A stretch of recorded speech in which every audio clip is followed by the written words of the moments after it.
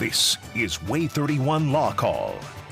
Good evening and welcome to WAAY 31 Law Call. I'm Shara Doviet. Tonight we're talking about, well, anything. It's Ask Us Anything night. So call in your legal questions on any legal topic, whether it's child support, maybe you've got a question about a car accident, maybe you've got a criminal law question, or maybe you just got a curiosity about how the legal system works and you want to know more. Call in the 31 Law Call number 256-536-0077. You can also send an email question. You can send an email question any day of the week, anytime. You send it to lawcall@waaytv.com, and when we get to a show that's on point, we pull them out, and we will have some of your questions tonight for Ask Us Anything night. Will League joins us. Will is a personal injury attorney, so you guys do car accidents, medical malpractice, all kinds of interesting situations that arise. It's always fun to do Ask Us Anything. We used to call it Stump the Chump. Yeah. You know, anything from medical malpractice, car wrecks. We got a criminal law expert here. Yeah. You know, if you're moving H, if you're into murder or you need bail or anything over in East Alabama, we got your guy. Yeah, Jared Vaughn is with us tonight. He's going to be answering questions with us in just a second. First, to start tonight, we've got a new video segment that we've started doing. So just like the NFL, it's got you make the call, it's you make the law call. Check out this video. Okay, this guy working in a warehouse seems to be kind of sleeping or it's not over. Hold on. It keeps coming. Look, notice his coworker back there? Yeah, so. Okay, from a workers' comp and personal injury kind of setting. Well, he's resting a little bit, he's hanging out, but you know, those forklifts, some of those are heavy machinery. And so basically he's not watching where he's going. Maybe he may be taking a nap. So if he's injured, a co-employer injured, they will be limited to workers' comp, which only pays a small portion of what you'd be entitled to outside the comp. Basically all your medical bills paid, 2/3 of your wage based back in 1972, which is ridiculous. And then if you have a permanent impairment, there's a formula that comes in for that. If you're limited to a co-employee status under workers' comp, yeah. Let's say you're in there making a delivery for another company. You can make a claim outside of the workers' comp because they're not co-employees. Okay. And with those forklifts, we've had death cases, we've had loss of a foot. I had a guy, you know, we settled a case for 7 figures a few years ago. A forklift came off the truck and pinned this guy down. Oh, gee. You wouldn't trade places with this guy for all the money in the world. They're heavy. It's dangerous. It's kind of funny video. Hopefully nobody got hurt. Yeah, it looked like everybody was okay in that video. Crashed down. So workers' comp would be his first, even if he caused it, even if he fell asleep. He can still get that. Will still cover just those limited things we talked about. Okay. Okay. That's right. Tonight it's Ask Us Anything night, and we do have a great guest with us. We do. We've got Jared Vaughn. Jared does criminal work, domestic. You're over in Gadsden, is that right? That's correct. And personal injury cases too. That's like right. You. That's right. He travels all around, so if you've got a case, you keep him in mind for things. Now, let me ask you this, Jared. So the forklift driver we just saw, let's say he was drunk and injured someone. Could he be charged criminally? Certainly. That would definitely be within the range of the liability that he could face. Another thing that came to mind was that maybe there was a safety device that malfunctioned within the operation of the forklift itself. So you could be looking at a products liability option. You know, with videos, they go by so quickly that it's hard to see what a thorough investigation might reveal later, but definitely glad everybody was safe in that one. Yeah. We've got callers waiting. We've got Howie on the line with a question from Huntsville. Hi, Howie. Thanks for calling. What's your question tonight? Well, I have a question about lawyers.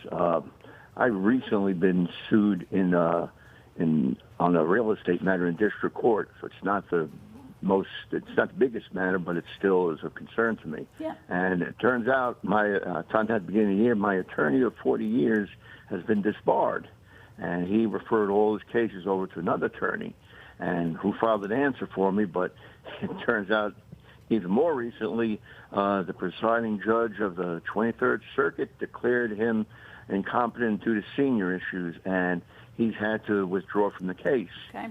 How in the world, and he's taken my money, he's giving me most of it back, but how in the world do I find another attorney to handle something like that? Okay. Jared, what do you think? You know, I think probably the best resource you could identify in this particular situation is to reach out to the state bar. They have a wealth of resources. It's unfortunate anytime anyone finds themselves in a situation like that, but I think that that would be a good first place to start, that they could identify the additional resources and kind of help you from getting stuck, because that's going to be difficult for other attorneys. If they're within that same jurisdiction, they could have a conflict with the attorney from previous work. So I think identifying that state resource and seeing what help they could provide would probably be the best option. Howard, you're smart to ask, because going it alone most of the time is a train wreck and a disaster. So, you know, talk to the local bar, get on the internet, real estate attorney who does litigation in district court, which is a judge, not a jury. So more lawyers will practice and not try jury cases, but try judge cases. So, you know, see if you can find someone in that area. We had this email question come in. This one came in from Dana. Dana had written in, I was hit by a drunk driver last weekend. Does the bar he came from bear any responsibility for his condition as far as my insurance claim goes? Okay, the bar. In order to get a liquor license, alcohol license from the ABC, you have to have certain insurance. And in Alabama, you cannot serve anyone who is, quote, visibly intoxicated. And we've litigated that issue several different ways, but basically if someone's visibly intoxicated, you as a bar owner cannot serve that person any longer. And if you do, and they go and hurt someone, dram shop coverage against the bar will cover the bar, so yes, they can be liable. The other person can be liable, you know, the driver obviously is first, and then the bar who served him or her is second. And be careful though, there's a diminishing policy. So let's say the policy is $100,000. Your plaintiff's attorney, such as Jared or myself, files a claim. The longer that claim is defended, there's a diminishing policy, because that policy pays the defense attorney. So it kind of is a motivation to get the case resolved, but it's also unfair in the insurance world that it can diminish your policy, but be careful about that. Interesting. Jared, you got any tips to add to that? And you do criminal defense as well, so DUI cases. So if this guy was charged with DUI, and let's say he blew a 2.2, it's good for the civil case if we're against the guy. But if you're defending him and he blew a 2.2, and let's say there's video out there, how are you going to try and defend it? Well, certainly. You know, I think, speaking about the dram shop, that applies on the civil side, certainly, but as far as the criminal side goes, I think that it's a little trickier situation there. You can't really rely so much on the liability of the bar owners and in that situation, and I think the person would be more limited as the utilization of that particular defense would be applicable. Let's say the cops lose the blood, or there's not a chain of custody. Let's say he gives blood, he didn't blow this time. They've got blood, they say they lost it. What, you know, is that an avenue maybe for a not guilty verdict, or can the officer's testimony get them there? No, certainly. I think, and I've had many instances over the years where the medicals weren't available, and that's a large crux of the case in those instances. So I think that when the medicals are missing, that's very much a good part of a valid DUI defense. Okay, we've got Charles on the line with a question from Florence. Hi, Charles. Thanks for calling in. What's your question tonight? Well, I have a 18-year-old that is a student in college now and has lived with me for a few years here at home, but we moved him off to college, and I'm currently paying his room and board and his expenses at college, and still having to currently pay child support to someone that's not helping support him. Gotcha. Just wondering if there's anything. Sure, and you're lucky. Jared does all kinds of things too. If both of us do some family law. Jared, what would you point him toward with a case like that? Well, definitely if the child's been living with you physically, physical custody is very important as it relates to the payment of child support.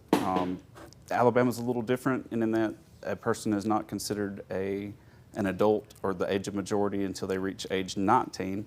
But I think that's overcome by the fact that if you're paying for the college and the child has been in your physical custody and living with you, I think that you can petition the court, but I think that the court can only go back to the time of the petition. So this is one of those areas where what savings you can make as far as the payment of any potential child support, the sooner you do that, the better, because the court is only going to be allowed to go back to the time that the petition itself was filed.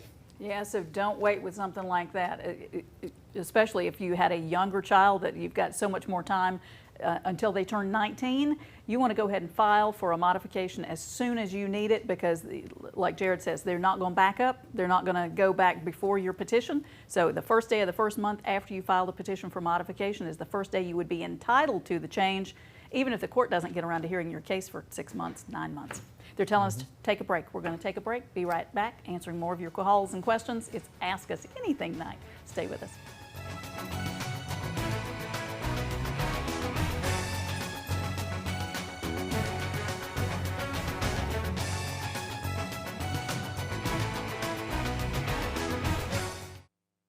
You're watching WAAY 31 Law Call, where lawyers come to help.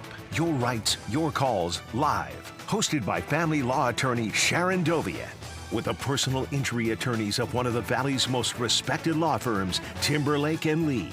Featuring the knowledge of managing partner Michael Timberlake, with millions of dollars awarded to his clients. And the experience of attorney Will League, a strong courtroom fighter known for his commitment to winning.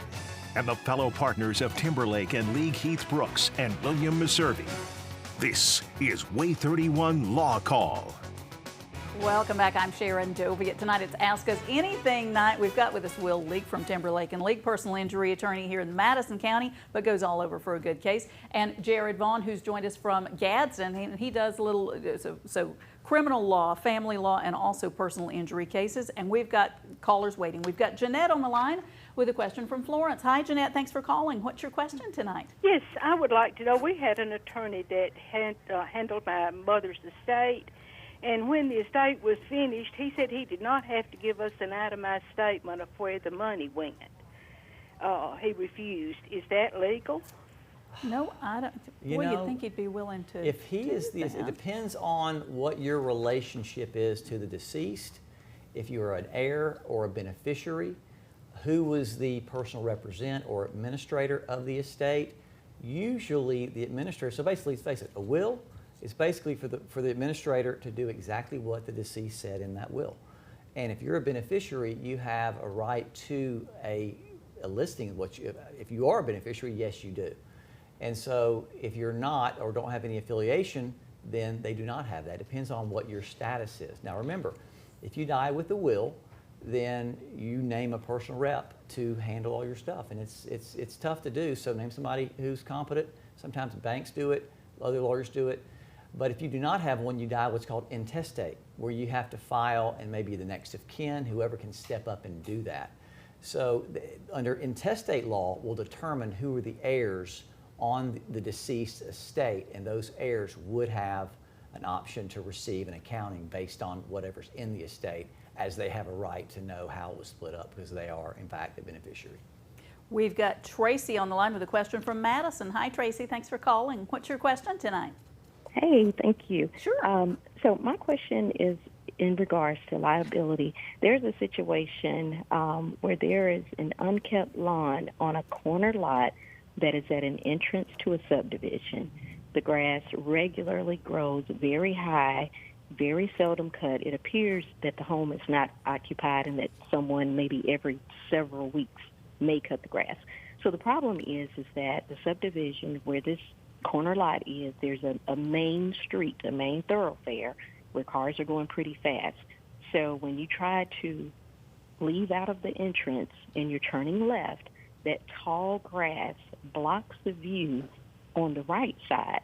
Well, there's an incline there. So cars that are coming up that slight incline, it makes it very difficult to see those because of all the tall grass there. So, I mean, we've had several instances where we've almost been hit because you're trying to see past the grass to make a left turn. So I'm wondering, what can we do in that situation, and is there liability with whoever owns that home because they're not keeping that up, and it's restricting your view? there. Yeah. And Jared, it's very dangerous. Jared, unkept lawn, maybe dangerous, can't get out of it. What's her options? You know, I think the little bit of knowledge I have around this area, it's kind of similar to a tree you've noticed in your neighbor's yard that is unhealthy or is leaning due to erosion or whatever it be. The neighbor doesn't automatically have a duty or obligation if they wouldn't have noticed it, but if you can write them a letter showing and telling them, hey, we have seen your tree, we want to give you knowledge of it. In this instance, it'd be writing the landowner a letter saying, this is our problem with the lawn, could you assist us?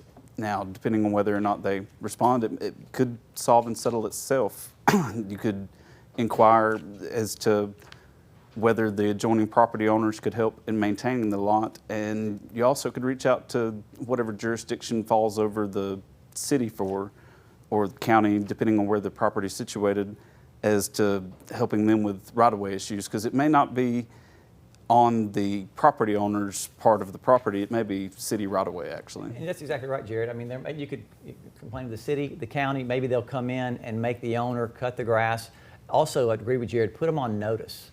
Because if they are on notice of a dangerous condition and fail to remedy that, there could be liability associated with that if something were to happen. Obviously, you don't want it to happen, but there may be a restrictive covenant, there may be a housing association you can write, and Jared's exactly right, but if they're on notice of a dangerous condition, and even if the housing if the housing association is on notice, there may be liabilities there. So if you kind of put those feelers out to put them on notice of it, maybe something will be done. Is the city ever in trouble over something like that, city or county or whatever the group is, or are they immune? The owner could be, The but owner. the city, I mean, they have an obligation to go in and I'm thinking and right-of-ways ticket them and all that stuff, stuff. and- They can't be traffic engineering, that's exactly right. If there's a right-of-way and it's an unsafe engineering design, there could be something there as well. Interesting. Yeah. Okay, we've got Diane on the line with a question from Madison. Hi, Diane, thanks for calling. What's your question tonight? Hey, Diane, It concerns a neighbor's yard. Okay. If they have a tree that has leaned, the tree has leaned over, and most of the branches are hanging over your house. Are they liable if the branches come down and damage your home? Interesting. Okay. Or Tree, are they liable to? Who is liable to remove those branches? Or Me can she go? Or can the neighbor? Can she cut those limbs off if it's over her property? She can. Jared, tell her why.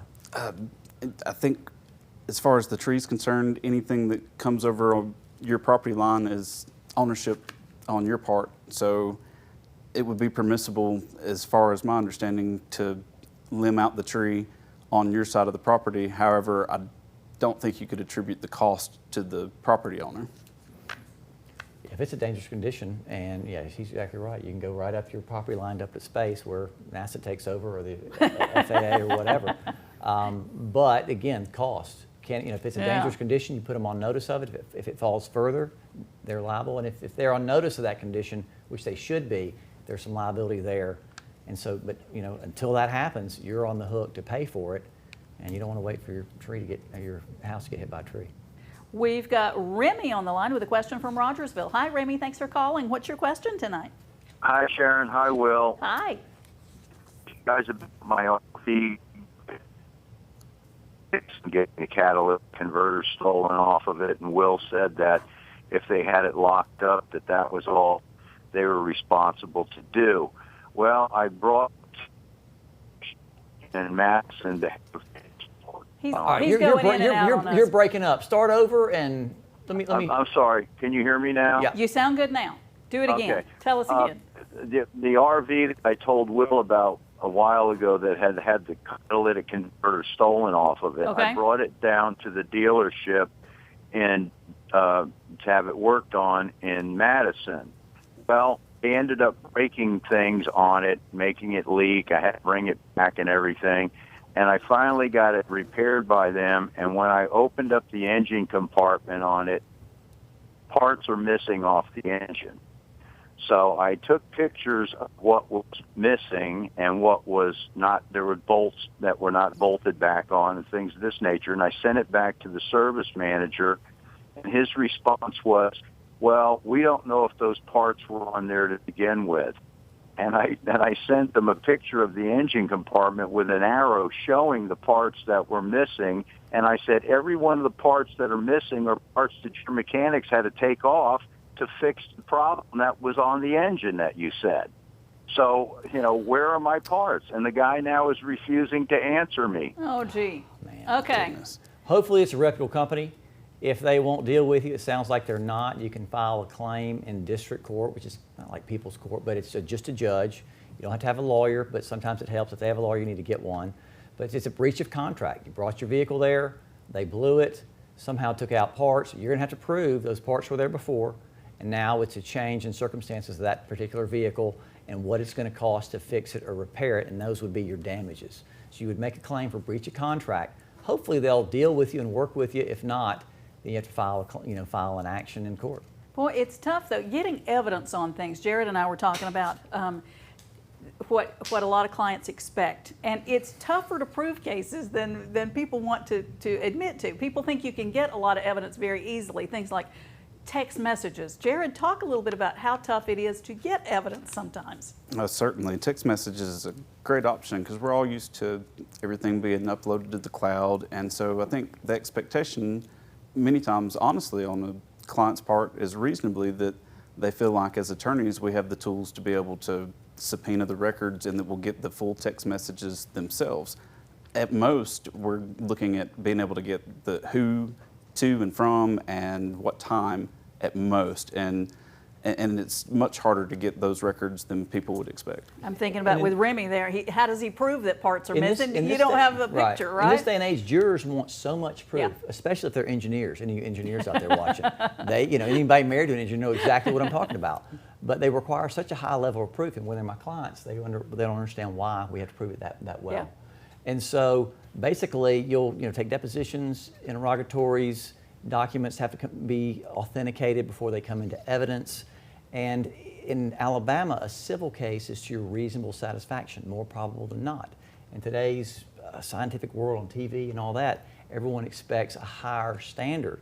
And so in civil cases, you have to remind them it's not a criminal case, it's not beyond a reasonable doubt, but it's to your reasonable satisfaction, more probable than not. And that's often hard for jurors to take it off of a criminal case standard. Okay, we're going to take a break. Be right back answering more of your questions. It's Ask Us Anything night. Stay with us.